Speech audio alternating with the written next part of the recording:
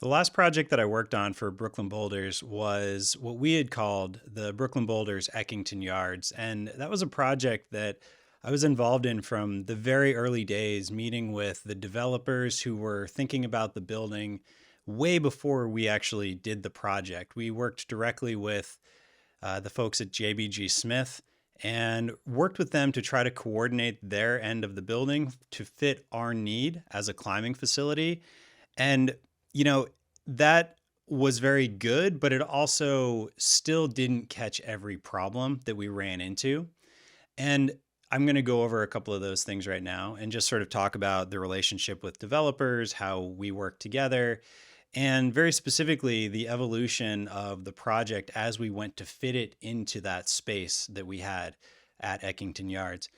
That project is now owned by Bouldering Project, and they've made some upgrades. And part of the reason I'm doing this video is because they've been doing a great job showing off the facility on Instagram. And so we're going to look at some of those images. I'm going to point out some things, and I'm also going to be showing you some drawings and 3D models that we developed when we were doing the project before it eventually turned into a bouldering project. So let's get into it. So when we first got involved with this project, it was this mixed use residential development with this pedestrian street in the middle of it. And we'd been talking with JBG and other developers about working on projects together, going to ICSC conferences, real estate conferences, for years, really. And, it's interesting how these projects develop over time because it really does take a long time to get going. And you can even see in the sort of quality of the rendering how it evolves from something like this to something like this. And, the idea was in this image, the Brooklyn Boulders would be on the right side of the image. And so you'll see how that sort of fits in when we go inside of the building. But, the idea being at the beginning here that we've got this mixed use development. It's got this pedestrian street running down the middle of it. And, it's just a pretty interesting area. And as they started building it out, this ended up being the sort of final look of the building itself. And it actually, was pretty close to what the sort of image looked like. And so you go from an image like this to an image like this. And, that's the short version, but that really took years and years and years. And I'm really happy that this project did end up happening because, these mixed use projects, I think, really are a great way to be putting climbing facilities in new areas. And we're seeing this more and more, of course. When I look at some of the earliest blockings, so when we started putting our program into the building, it's interesting because there's a couple major changes and then there's a couple things that actually remain the same throughout. So for instance, one thing that I'll point out is on the right side over here, you'll see there's this tower wrapping around a column. There's a sort of top roping wall. That ended up getting replaced with a sort of inclined bouldering feature and no ropes, which is always a question when you're dealing with heights that are in that sort of like 30-foot range is, do we want to have 30-foot top roping or do we want to just have some other kind of bouldering feature? And in this case, we went for a more unique bouldering feature. Another thing that I'll point out is that in this example or in this blocking, the fitness level was on the top, on the upper mezzanine. And when we actually ended up finishing the project, it ended up getting reversed. And the reason for that, meaning the fitness went to the ground floor and the locker rooms went to the upper floor. And the reason for that is because there ended up being a real headroom issue on the upper level. And so we ended up needing to flip things. And so that's just an example of even with coordination, even with trying to avoid headroom issues, we knew it was going to be tight, but there still ended up being things that we were having trouble with. And so just to orient, so this is that pedestrian street that's sort of running in between the two buildings. The other building is over here. And then the images we were looking at were sort of taken from this direction. One thing I'll get into is that Very early on, we had an idea for these two freestanding boulders. And I'll show you some of the imagery that we were thinking about in our minds when we were working on that. And, these are just very rudimentary climbing walls, but a lot of it is still there. So for instance, this top edge is becoming the railing, sort of the railing height edge of the room on this mezzanine, which persisted all the way through. There ended up actually being a climbing wall, like a sort of shorter climbing wall. And we were always thinking of these two boulders as almost icebergs. And again, I'll show you some sort of inspirational images that we were thinking about when we were looking at that. Just for context as well, the entry for the main building, so the residential above, actually goes underneath the mezzanine and then up. And so the residential lobby is in this black area, and our mezzanine actually goes up and over the top of it and then back down. And so it's a little tricky in this case, or you can actually go around this way as well. But either way, the ground floor actually does not connect because the residential lobby is in the way.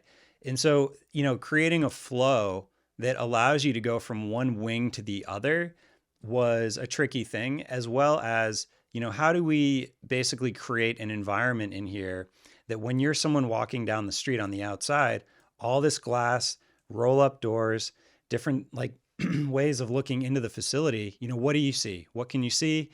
How much, it's such an exciting opportunity to be able to see climbing in a pedestrian street like that. When we were starting to look at designing the climbing walls and putting them into this space, because this is one of those projects where the climbing walls were such an integral part of the overall layout of the facility. And as usual in my projects, we're thinking about the program or the architecture of the climbing gym and the climbing walls all at the same time at the very beginning. And we were looking at projects like this. This is Casa de Musica by OMA. This is a sort of interesting kind of geometric music hall. But the one that I think actually really sort of stood out was this one by Rafael Mineo.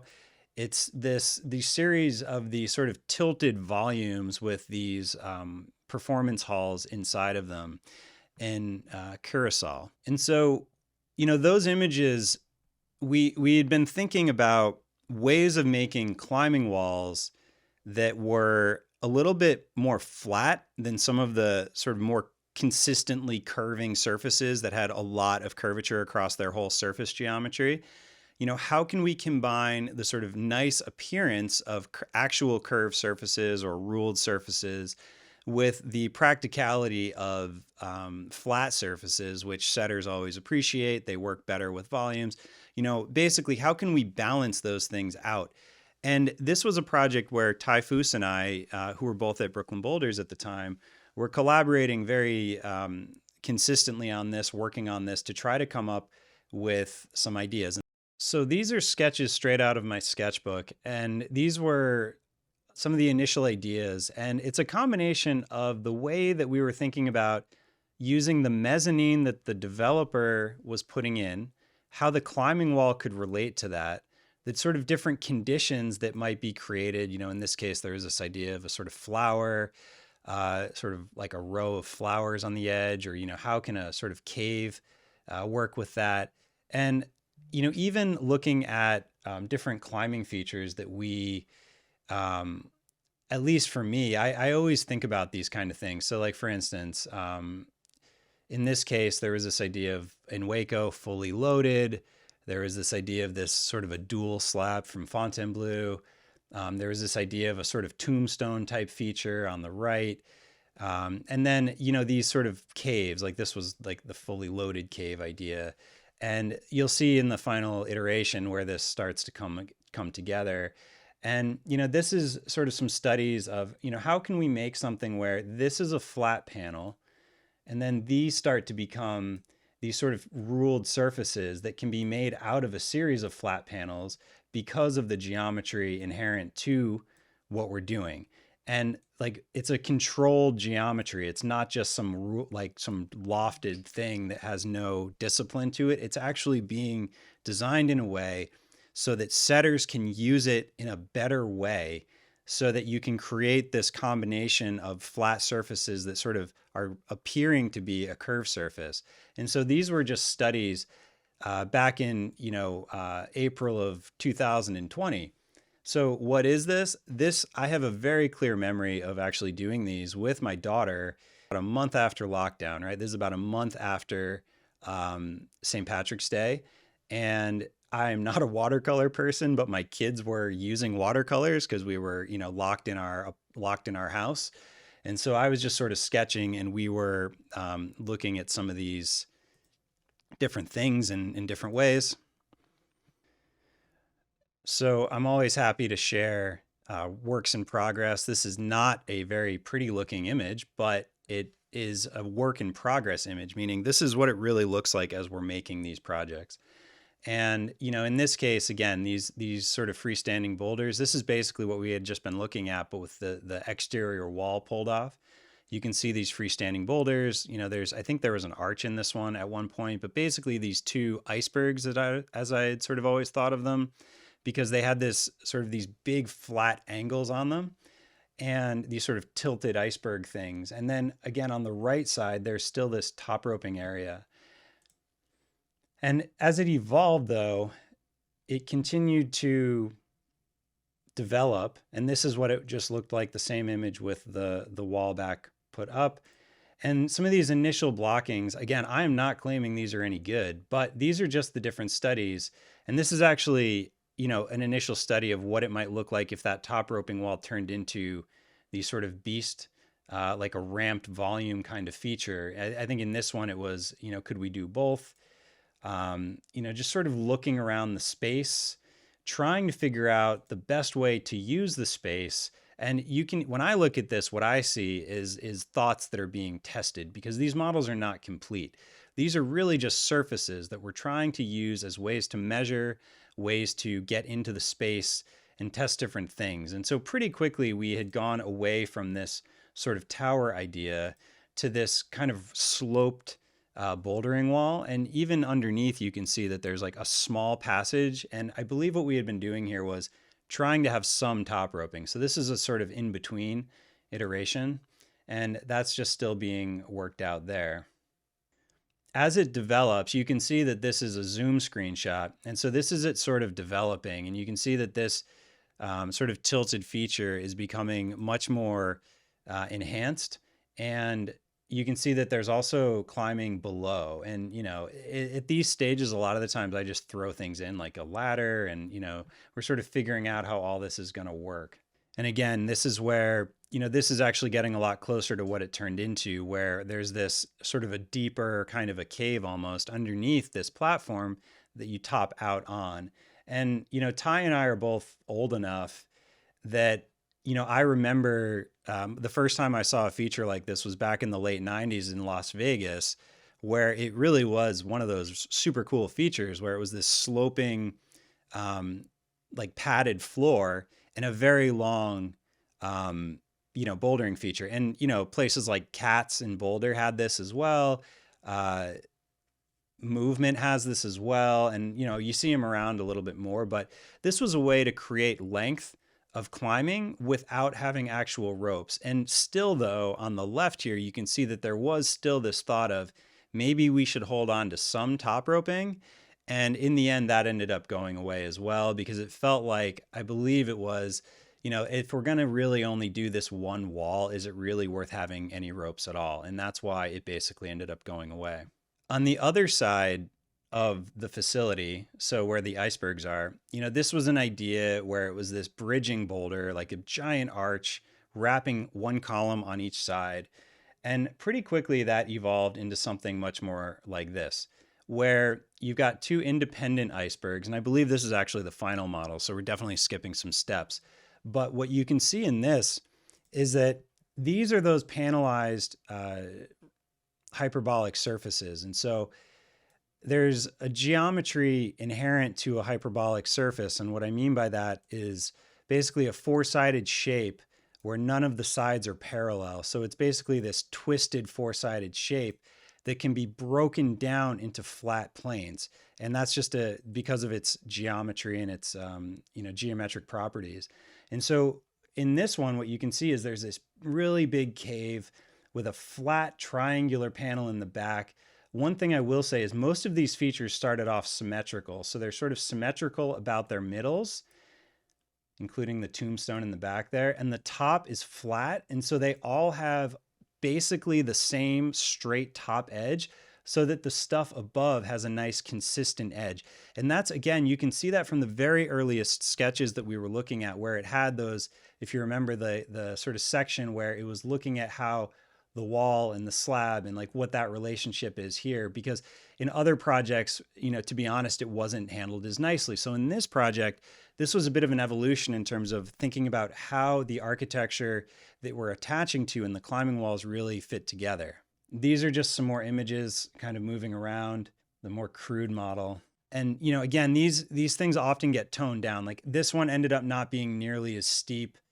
Again, the symmetry, these angles, at least in the design that I had done, had the symmetry. So there was this idea that you could be, experimenting with things on both sides that were just opposites effectively. And then, here's a slab, same thing, a hyperbolic surface that is broken down into flat planes.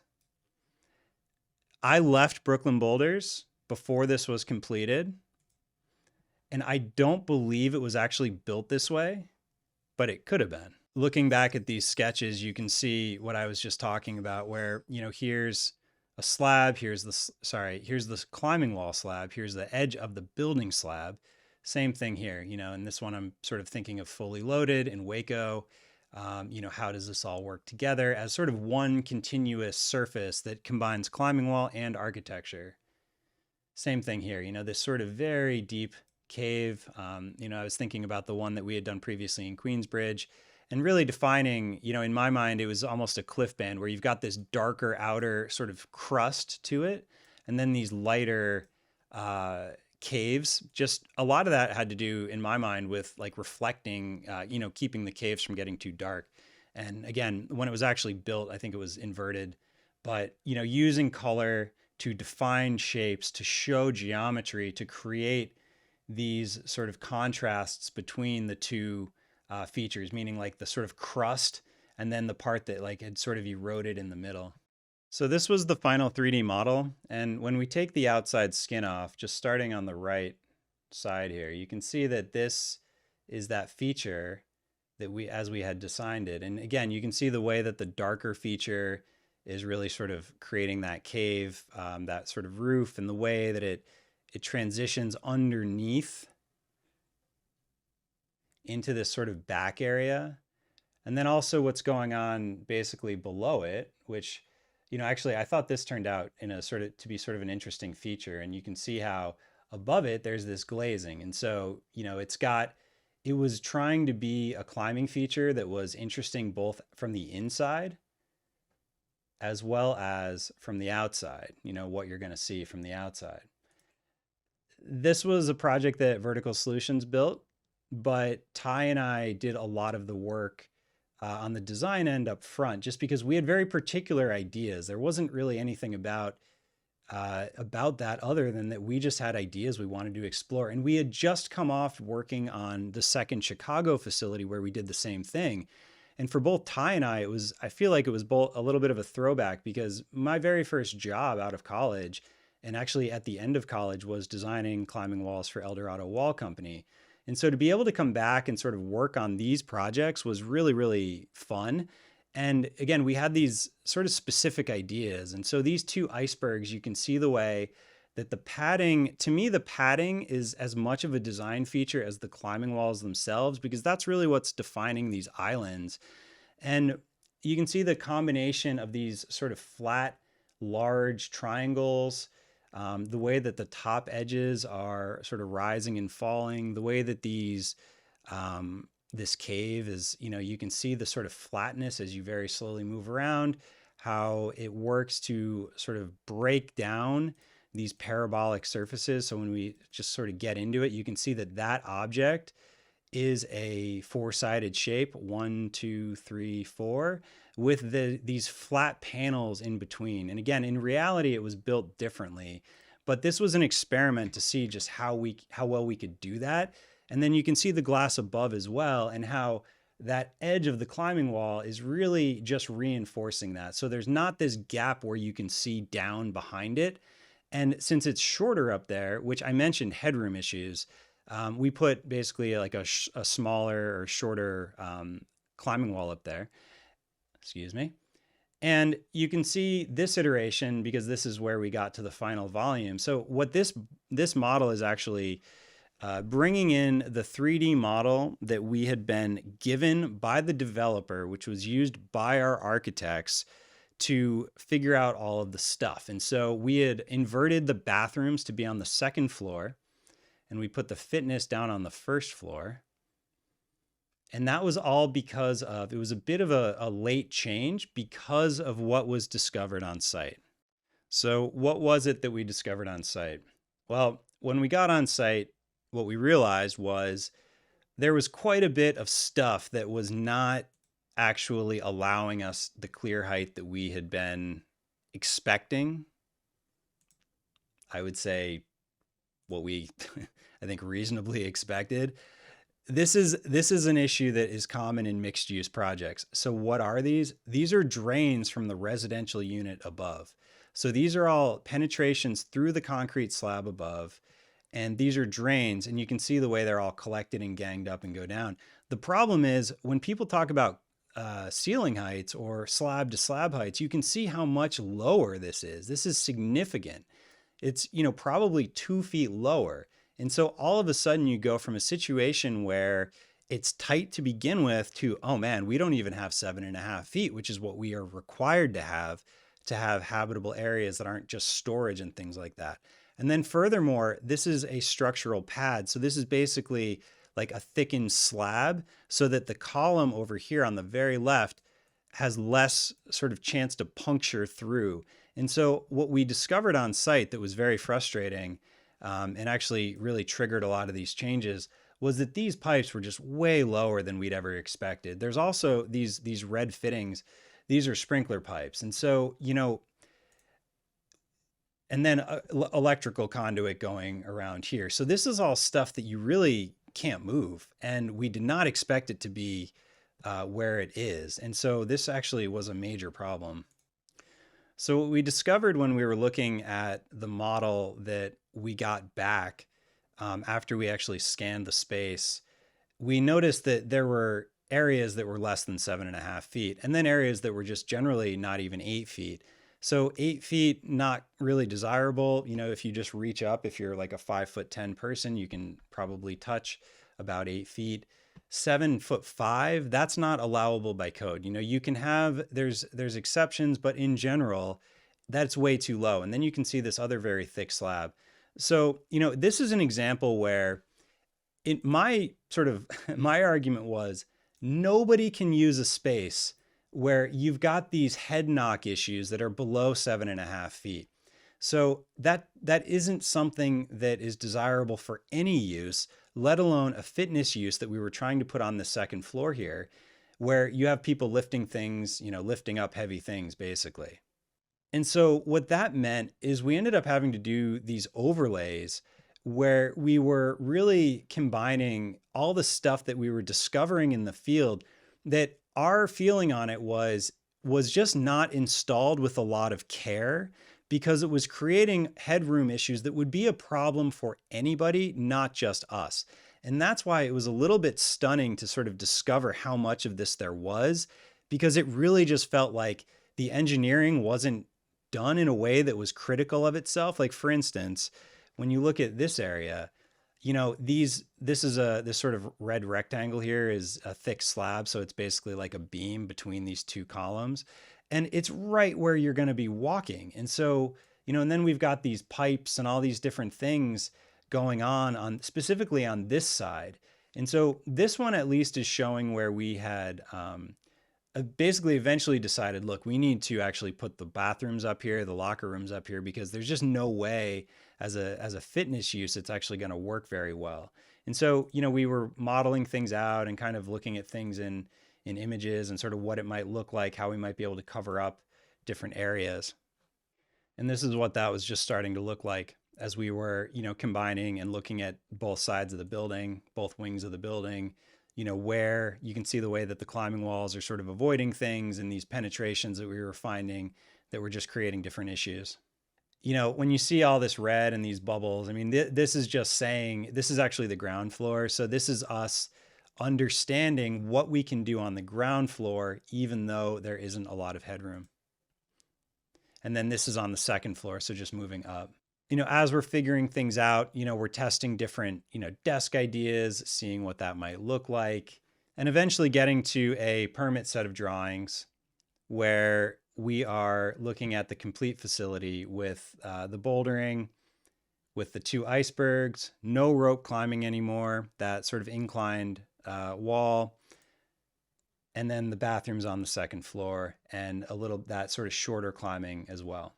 One of the things that sort of inspired me to do this video, other than the fact that I really like this project, was that the DC Bouldering Project, as it's now called, they've been doing a really good job with their Instagram. And so here's just an image of that inclined surface with the upper deck, as they call it, the kilter prow, as they've named it, and the tunnel. They have names for the other side as well.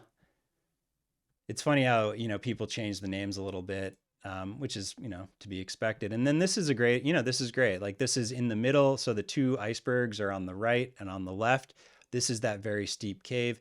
You can kind of see how the surface in the deeper cave, it has been inverted, where it's lighter on the outside, darker in the cave. There's lighting. And it is, I think, a truly curving surface. But on the right, you can see that there is a lot of this sort of angular geometry going on.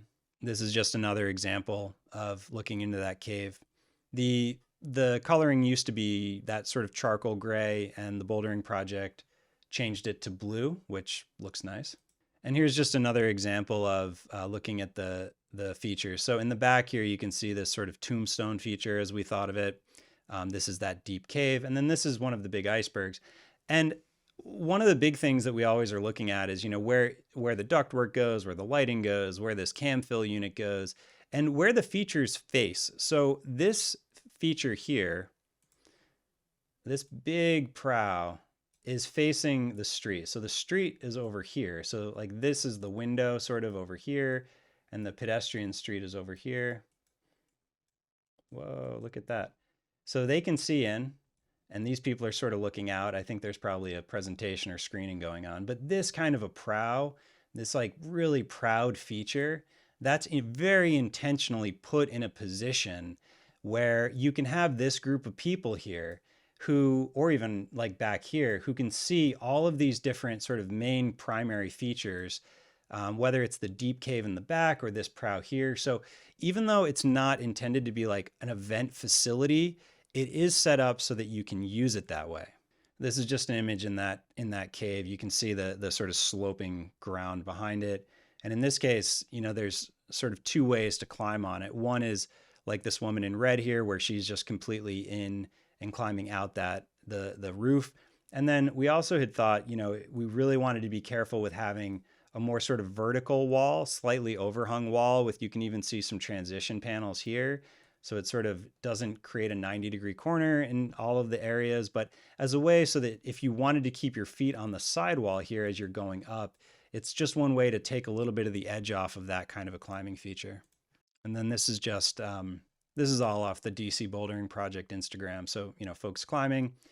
You can see the slab all the way in the back, and there's actually a staircase that comes down behind that. So again, the climbing is very specifically kind of choreographed with the building architecture, and that top edge that is creating the mezzanine that is basically back here behind it. And there's also columns that are basically in these buttresses. And so these caves are kind of going between the columns, if you will, and creating these like undercut columns, basically, or sorry, undercut caves within the column. And then, I particularly like pictures like this. Like, this is I think this is kind of exactly what we were going for, which is just very sort of sharp prows and these angular features. And the feedback that I got off the bat was that the setters really liked it.